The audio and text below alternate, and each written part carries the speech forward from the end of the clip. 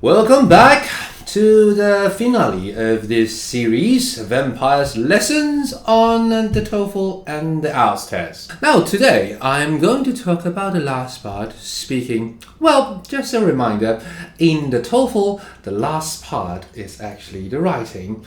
Speaking comes before the writing. So in the TOEFL you are going to read and then listen and then take a break. And then you have to talk into a computer, just like what I'm doing now, feeling extremely lonely.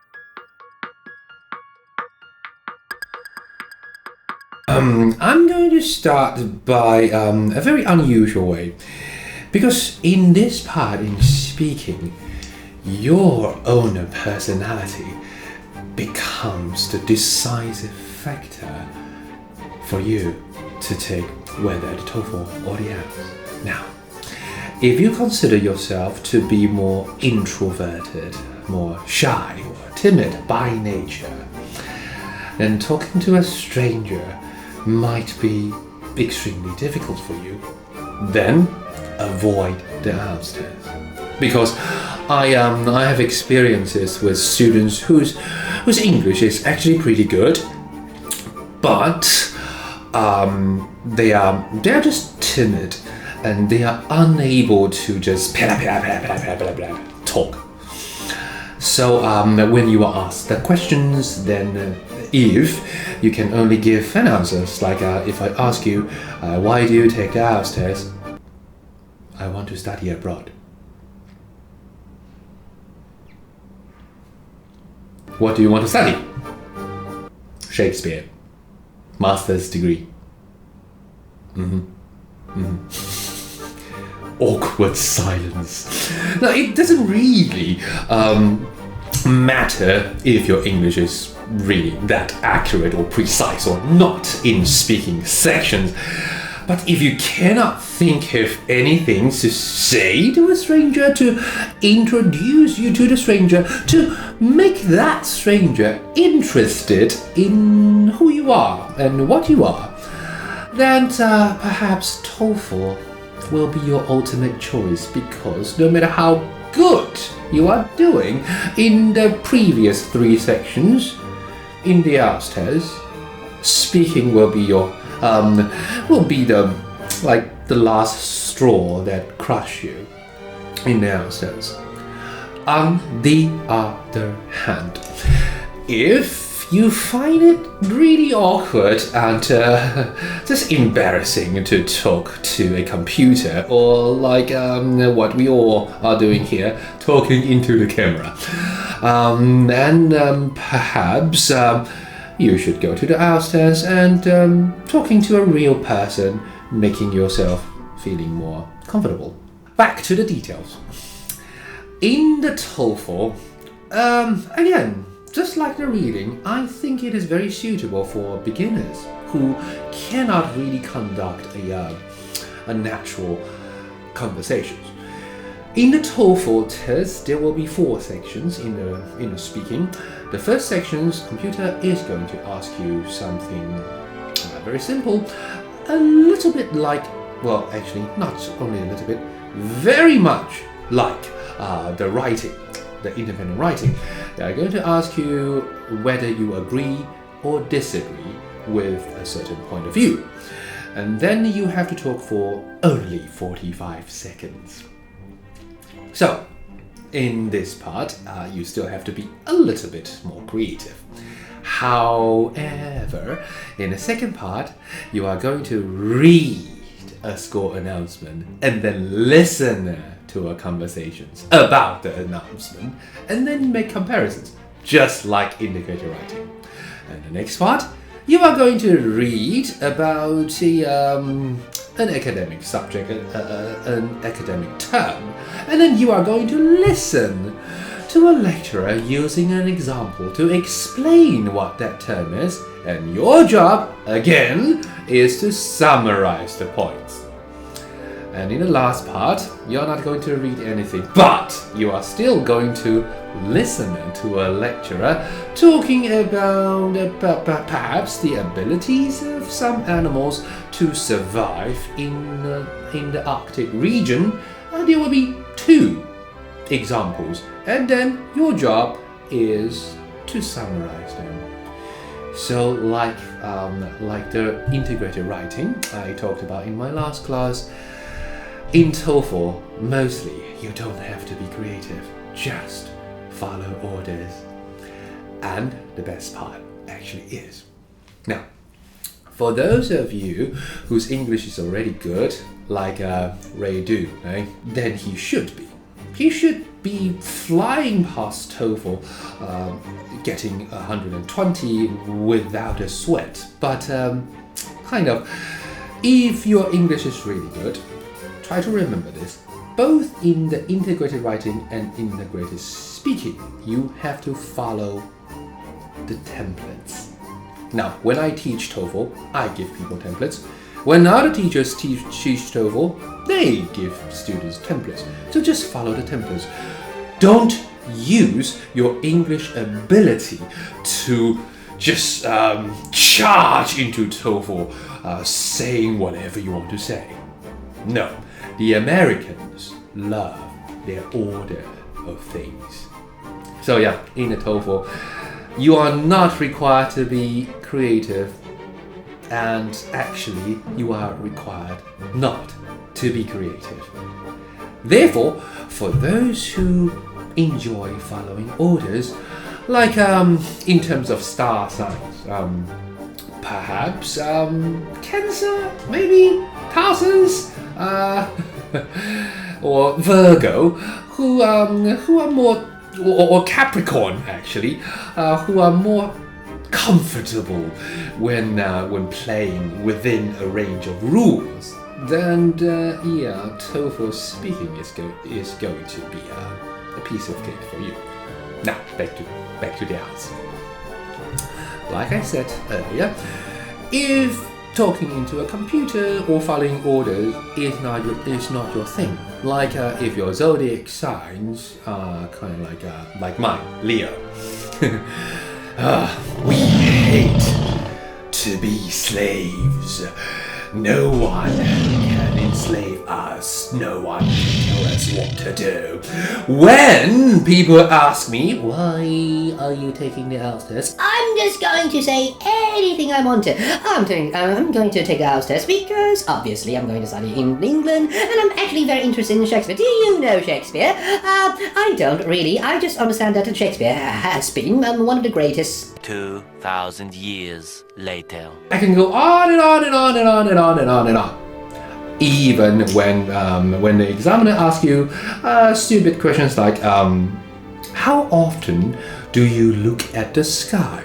Yeah, there will be insane questions like that. So for the timid people, for people who are not very suitable for the IELTS test, when they are asked how often do you look at the sky, they will first panic. The sky? What? And then I often look at the sky, like because I like the sky. For example, I look at the sky and see clouds, and then you know you're fucked. However, in the IELTS test, if you want to get really high grade, you should be doing this. The sky, I have never really thought about it. The sky, no. When I look at something, I usually look at my phones, my Instagram account, and checking whether this guy is going out with that girl, or is that girl finally free for dating, blah blah blah, that kind of shit. And the sky, I'm sorry, your question was about the sky, yeah? No, I don't think so, but I'm actually interested in star signs, because I like to talk about it. It is related to a lot of interesting stuff, like relationships, love, that kind of stuff. But I can't really recognize the stars in the sky, so no, I don't think look at the side quite a lot. If you do this, you sound like you are having a conversation. So there is no rules for the house. Of course, there are, cram schools, teachers, instructions on how you should plan your answers in the house test, speaking part. But seriously, you can do that. You can use templates on the house test. And I guess the best you can get would be a level 6, or maybe if you are extremely lucky, 6.5. But in the TOEFL, if you follow orders, just summarize the thing, you can get 30, a 4 mark. Okay? So verdicts. Now, the entire thing, TOEFL and IELTS, people usually misunderstand this like if you go to America, the Americans would appreciate the TOEFL more than the IELTS. No, they don't. I'm sorry. I've checked it with professors in universities. The professors will be in charge of your admission because they are going to look at your personal statements to see who you are. But they are not going to look at your TOEFL scores. The test scores of language proficiency is reviewed by the admission office. So they are only numbers for them. This is only part of the requirement. You see, it is only a basic requirement. So, if your school asks you to get past 100, will it really help if you are 110? I don't think so. As soon as you get past that mark, they are going to pass your entire package to the relative departments for the professors to review. And they are not going to look at your TOEFL scores anymore. They're just going to look at what you write about yourself, your ambition, your potentials, your abilities, your talents, your aspirations. But then again, so the last time I checked, over 3,500 universities in the United States would accept the IELTS. So, if you are going to study in the United States and you already have a kind of natural flow of English, or if you are already reading novels, very important, read novels with me or on your own to develop, to cultivate your sense of the English language, and you are not very keen on studying for the subjects, you are not very keen on memorizing the templates, then IELTS may be more suitable for you. But of course, if you want something more solid, kind of like a foundations for you to build things on, a rules, a guideline for you to play along with, then TOEFL will still be better for you. And also, if you are not very extroverted, then yeah, again, TOEFL speaking will be easier for you. However, if you are contemplating on going to Great Britain, then IELTS is your only choice. Although there are still a lot of universities in the UK that accept a TOEFL exam, but the immigration requires you to take the IELTS. However, if you are going to Australia or Canada, other English-speaking countries, as well as the United States, you can actually choose based on where you are at now in terms of English level, and most importantly, your personality. Okay? Now, Again, I'm going to talk more about English in general and also about the test. Like I promised, I'm going to talk about writing as well. Not only writing for the test though. I do have plans to talk a lot about my time in England, in London, and studying for my master's and for my PhD. And I'm also going to talk more about how I prepare myself for the trip to London.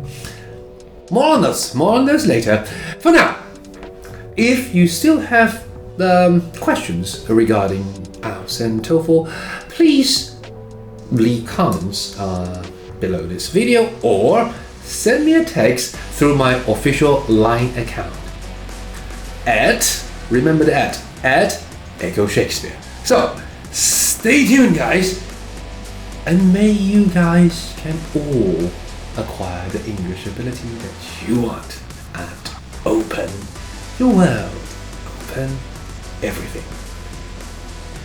See you in my next class. Ciao.